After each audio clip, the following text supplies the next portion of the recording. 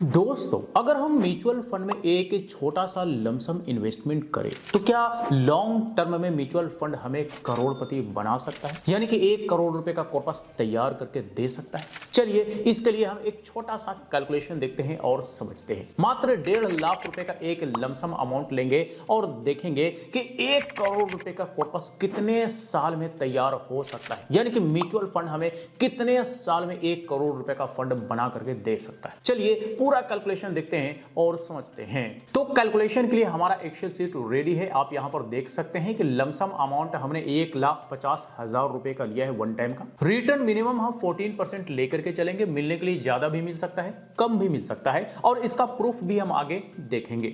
Duration हमें देखना है कि कितने साल में 1 करोड़ रुपए का कॉर्पस म्यूचुअल फंड हमें बना करके दे सकता है, तो ये हम आगे देखेंगे और समझेंगे। इन्फ्लेशन हम 5% लेकर के चलेंगे और देखेंगे कि जो फ्यूचर वैल्यू बनेगा वो इन्फ्लेशन एडजस्टमेंट करने के बाद कितना रहने वाला है और कितना गुना महंगाई बढ़ने वाला है। तो सबसे पहले साल का कैलकुलेशन देखते हैं। 1.5 लाख रुपए का वन टाइम का इन्वेस्टमेंट म्यूचुअल फंड में किया गया। 21,000 रुपए का पहले साल का रिटर्न बना, यानी कि टोटल रिटर्न एक साल में 21,000 रुपए का हुआ। टोटल फंड जो है वो तैयार हो जाता है एक साल में 1,71,000 रुपए, यानी कि इन्वेस्टमेंट के मुकाबले हमारा टोटल फंड जो है वो 1.1 गुना एक साल में बन चुका है।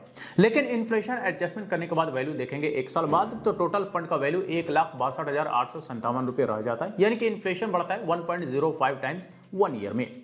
अब आइए पांचवा साल देखते हैं। पांचवा साल सेम वन टाइम का इन्वेस्टमेंट कंटिन्यू है। पांचवें साल रिटर्न बनता है 35,468 रुपए। टोटल 5 साल में रिटर्न बनता है 1,38,813 रुपए। टोटल कॉर्पस 5 साल में बनता है 2,88,813 रुपए, यानी कि 1.9 गुना इन्वेस्टमेंट के मुकाबले टोटल फंड हमारे यहां पे बनता दिख रहा है। यानी कि हम कह सकते हैं कि लगभग डबल हमारा जो यहां पे टोटल फंड बन जाता है वो 5 से 5.5 साल में बन जाता है। लेकिन इन्फ्लेशन एडजस्टमेंट करने के बाद वैल्यू आप देखेंगे टोटल फंड का तो 2,27,412 रुपए रह जाता है, और इन्फ्लेशन बढ़ता है 1.27 टाइम्स 5 इयर्स में। अब आइए 10वां साल का देखते हैं। 10वां साल सेम वन टाइम का इन्वेस्टमेंट कंटिन्यू है। 10वें साल रिटर्न बनता है 68,291 रुपए। टोटल 10 साल में रिटर्न बनता है 4,60,084 रुपए, यानी कि इन्वेस्टमेंट के मुकाबले 3 गुना से भी ज्यादा हमारा सिर्फ और सिर्फ 10 साल का रिटर्न यहां पे बनता दिख रहा है। टोटल फंड की बात करें तो 10 साल में 5,56,084 रुपए बनता है, जो कि इन्वेस्टमेंट के मुकाबले 3.7 गुना हमारा टोटल फंड यहां पे बनता दिख रहा है। लेकिन इन्फ्लेशन एडजस्टमेंट करने के बाद वैल्यू आप देखेंगे 10 साल बाद तो 3,43,262 रुपए रह जाता है टोटल फंड का, यानी कि इन्फ्लेशन बढ़ता है 10 साल में 1.62 टाइम्स। अब आइए 15वां साल का देखते हैं। तो 15वां साल भी सेम इन्वेस्टमेंट कंटिन्यू है। 15वां साल रिटर्न बनता है 1,31,488 रुपए। टोटल 15 साल में रिटर्न बनता है 9,20,691 रुपए। टोटल फंड की बात करें तो 10,70,691 रुपए बनता है, जो कि इन्वेस्टमेंट के मुकाबले 7.1 गुना हमारा टोटल कॉर्पस यहां पे तैयार होता दिख रहा है। मल्टीपल्स की बात करें तो 7.1 गुना हो जाता है। इन्फ्लेशन एडजस्टमेंट करने के बाद वैल्यू आप देखेंगे तो 5,17,242 रुपए रह जाता है टोटल फंड का 15 साल बाद, जो कि इन्फ्लेशन बढ़ता है 2.07 टाइम्स, यानी कि इन्फ्लेशन डबल 15 साल में होता है। अगर इन्फ्लेशन 15 साल में डबल होता है तो हमारे टोटल फंड का वैल्यू जो है सीधे सीधे आधा हो जाएगा, जैसे कि आप यहां पर देख सकते हैं टोटल फंड का वैल्यू इन्फ्लेशन एडजस्टमेंट करने के बाद आधा होता दिख रहा है। अब ये 20वें साल देखते हैं। 20वां साल भी सेम वन टाइम का इन्वेस्टमेंट कंटिन्यू है। 20वां साल रिटर्न बनता है 2,53,170 रुपए, यानी कि 20वें साल का रिटर्न जो है वो इन्वेस्टमेंट से कहीं ज्यादा हमारा सिर्फ और सिर्फ 20वें साल का है।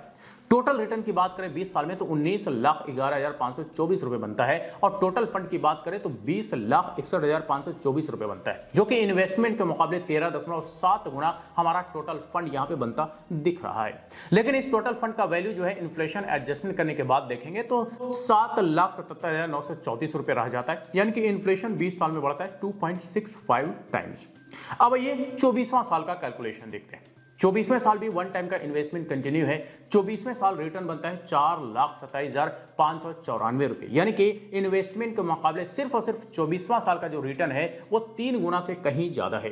टोटल रिटर्न की बात करें 24 साल का तो 33,31,832 रुपए बनता है। और टोटल फंड की बात करें तो 24 साल में 34,81,832 रुपए बनता है, जो कि इन्वेस्टमेंट के मुकाबले टोटल फंड जो है वो 23.2 गुना बनता दिख रहा है। लेकिन इस टोटल फंड का वैल्यू अगर आप देखेंगे 24 साल बाद तो वो रह जाता है 10,81,314 रुपए, यानी कि इन्फ्लेशन बढ़ता है 3.22 गुना 24 साल में। अब आइए 28वां साल देखते हैं। 28वां साल भी सेम वन टाइम का इन्वेस्टमेंट कंटिन्यू है। 28वें साल रिटर्न बनता है 7,22,188 रुपए। टोटल 28 साल में रिटर्न बनता है 57,30,674 रुपए। और टोटल कॉर्पस की बात करें तो 28 साल में 58,80,674 रुपए बनता है, जो कि इन्वेस्टमेंट के मुकाबले 39.2 गुना हमारा टोटल फंड यहां पे बनता दिख रहा है। लेकिन टोटल फंड का वैल्यू देखेंगे 28 साल बाद तो लगभग 15 लाख रुपए रह जाता है, यानी कि इन्फ्लेशन बढ़ता है 3.92 गुना 28 साल में। हम लगभग 4 गुना महंगाई कह सकते हैं कि 28 साल में बढ़ता दिख रहा है। अब ये लास्ट यानी कि 32वां साल का कैलकुलेशन देखते हैं। 32वां साल भी वन टाइम का इन्वेस्टमेंट कंटिन्यू रहा।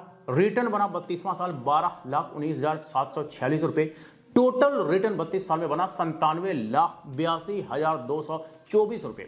और टोटल फंड जो बन रहा है 32 साल में वो बन रहा है 99,32,224 रुपए, यानी कि राउंड फिगर में हम कह सकते हैं कि 32 साल में लगभग 1 करोड़ रुपए का कॉर्पस यहां पे तैयार होता दिख रहा है, यानी कि 1 करोड़ का कॉर्पस यहां पे बनता दिख रहा है, जो कि इन्वेस्टमेंट के मुकाबले जो टोटल फंड है वो 66.2 गुना ये टोटल फंड बनता दिख रहा है। कितने साल में?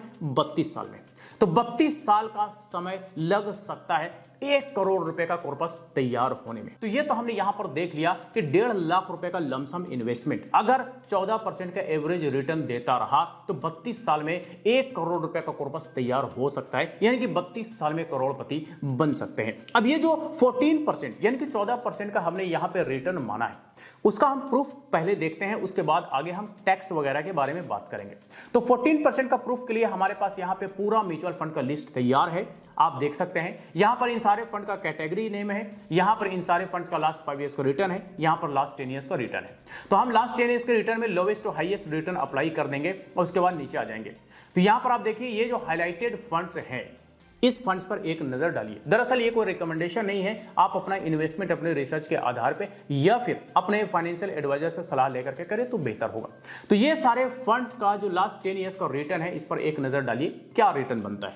तो 14%, 14%, 15%, 15%, 16%, 16%, 17%, 17%, 18%, 19%, 20%, 22%, यानी कि ये लगभग 150 ऐसे फंड्स हैं जो पिछले 10 सालों से लगातार 14 से 22% के बीच एवरेज रिटर्न देने का काम किया है। और इन्हीं सारे फंड्स को ध्यान में रखते हुए मैंने इस कैलकुलेशन में 14% का रिटर्न माना है। तो मिलने के लिए ज्यादा भी मिल सकता है, हो सकता है 16, 17, 18, 20, 22 कुछ भी मिल सकता है, मिलने के लिए कम भी मिल सकता है। अगर ज्यादा मिल जाएगा तो ये टोटल फंड जो है वो 32 साल में और ज्यादा बन जाएगा, यानी कि करोड़पति और कम समय में बन सकते हैं। और अगर हमें रिटर्न कम मिल गया तो हो सकता है कि करोड़पति बनने में और भी ज्यादा समय लग जाए। तो ये सारा कुछ डिपेंड करेगा कि हमें average yearly rate of return क्या मिलने वाला है। तो ये तो हमने 14% रिटर्न का प्रूफ यहां पर देख लिया। अब ये जो टोटल फंड हमारा 32 साल में लगभग 1 करोड़ रुपए बन रहा है, दरअसल ये हमारा इन हैंड अमाउंट कभी नहीं होता, बल्कि इसमें से हमें टैक्स वगैरह भी देना होता है।